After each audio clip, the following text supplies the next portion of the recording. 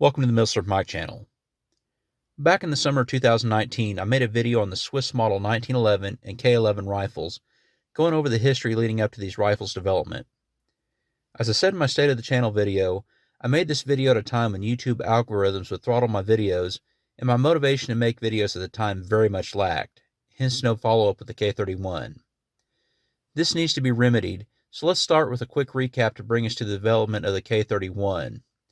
I intend this to be a standalone video, but if you want, you can open up another tab and watch the 1911 video that I will link in the description. Switzerland has a reputation for being a very armed, neutral entity, not attempting an offensive campaign since 1516, whether as a confederacy or a finally unified nation after 1848. Mountainous terrain and conscription of every male over the age of 18, essentially keeping all able-bodied adult males in reserve, has made them a very undesirable country to attack. There were three major mobilizations in the last 150 years in response to wars fought around them: the Franco-Prussian War in 1871, World War I, and the National Redoubt in World War II. During all three of these mobilizations, the Swiss had the class of bolt-action rifles in the world, starting with the Vetterli 2-magazine fed repeater for the Franco-Prussian War, the Schmidt-Rubin rifles during World War I, and the K-31 for World War II. A quick and dirty history of the previous rifles to the K-31. In 1881, Edward Rubin developed a copper-jacketed bullet that could stand much higher pressures than just lead, which was normally used in the day. This meant a much smaller projectile could be used, greatly increasing the velocity and range over lead bullets, which would deform and fragment. He started with a 9mm round, using compressed black powder as the propellant. Development over the next few years saw best results with a 7.5mm round using a bolt-tail bullet. A jacket made from a copper-zinc alloy called tombac proved easier to apply to the bullet than copper. During testing, Rubin's round doubled the distance of accurate fire over the 10.4mm round fired by the Vetterli.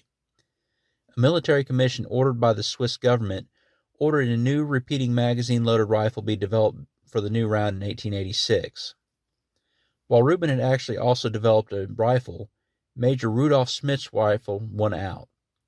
His rifle was a variation of the Mannlicher straight pull design, coupled with a 12-round steel magazine based off the Lee magazine. Schmidt designed his rifle with the compressed black powder being the propellant in mind, so the bolt is long and the locking lugs are to the rear of the bolt to prevent fouling. If you know anything about small arms history, you know that the 1886 Lebel out of France turned small arms designs on its head with the introduction of the first smokeless powder cartridge, the 8mm Lebel. Schmidt's rifle was adopted along with Rubin's cartridge and charger clip.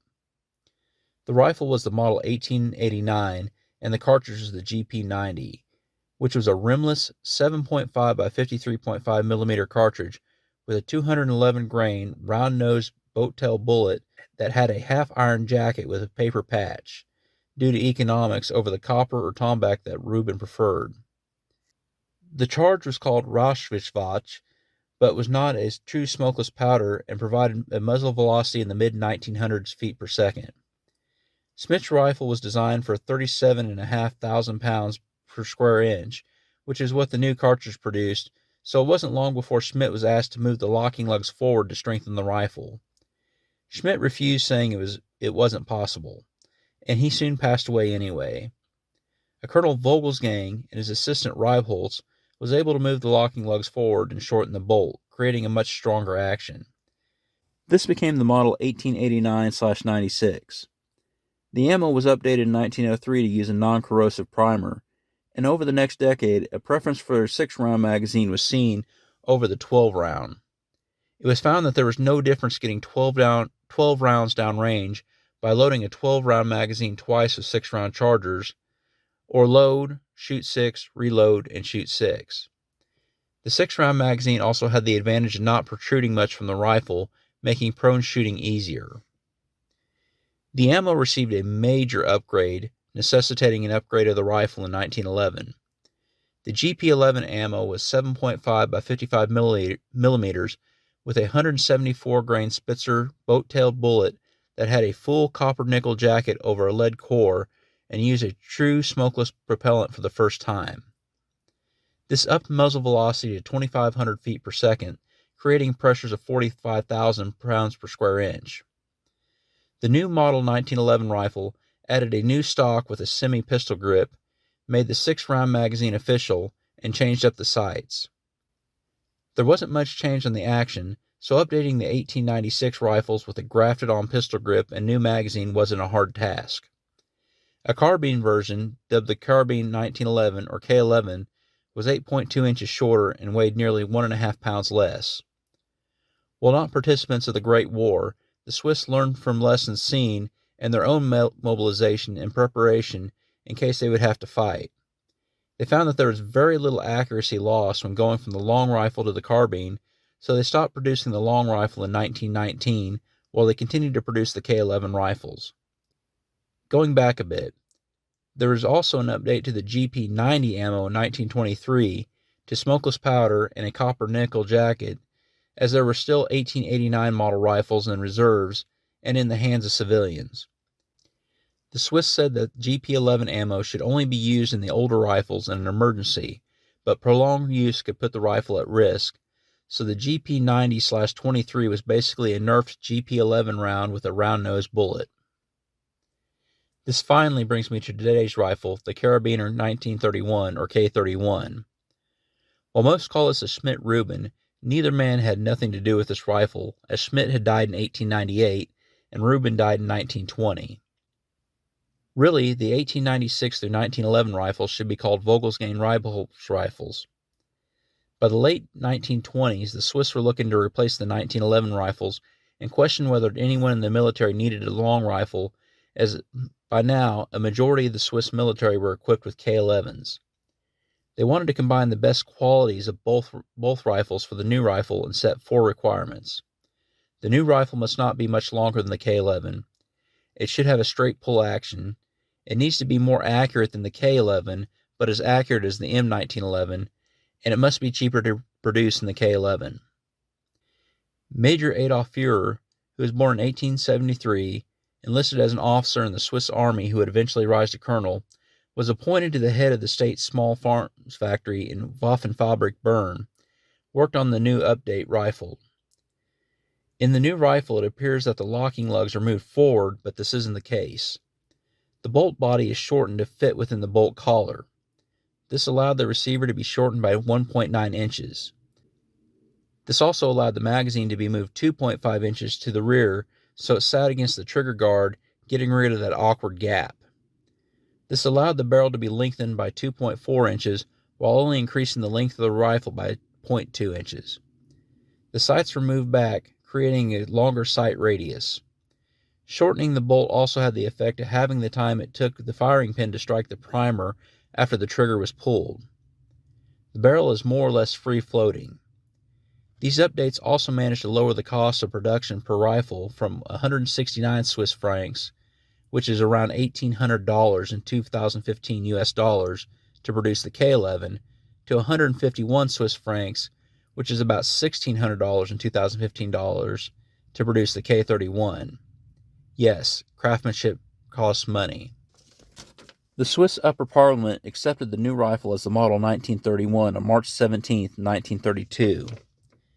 There were a few minor changes over the years, with beechwood replacing walnut in 1946 for the stocks being the most noticeable. 528,230 rifles were produced, and it remained the frontline rifle until replaced by the Select Fire Sturmgewehr 57 in 1958. Some things to look for on your K-31, or any Swiss rifle for that matter. Usually the first thing one does when they buy a Swiss rifle is unscrew the butt plate to see if there's a troop tag. Due to every male being in reserve, the Swiss were allowed to take their rifles home and must keep enough ammunition with them to get to their base upon call-up. A tag with their name, address, and year of birth would be placed under the butt plate. Many would forget to remove this tag upon turning them in, so this is a treat especially for American collectors. There are stories where Americans have actually contacted the person who was assigned to their rifle. Unfortunately, none of my Swiss rifles had a troop tag. Another thing to look for is a match sticker on the stock. As Switzerland is a nation of marksmen, many would enter competitions with their rifles after buying them in civilian life.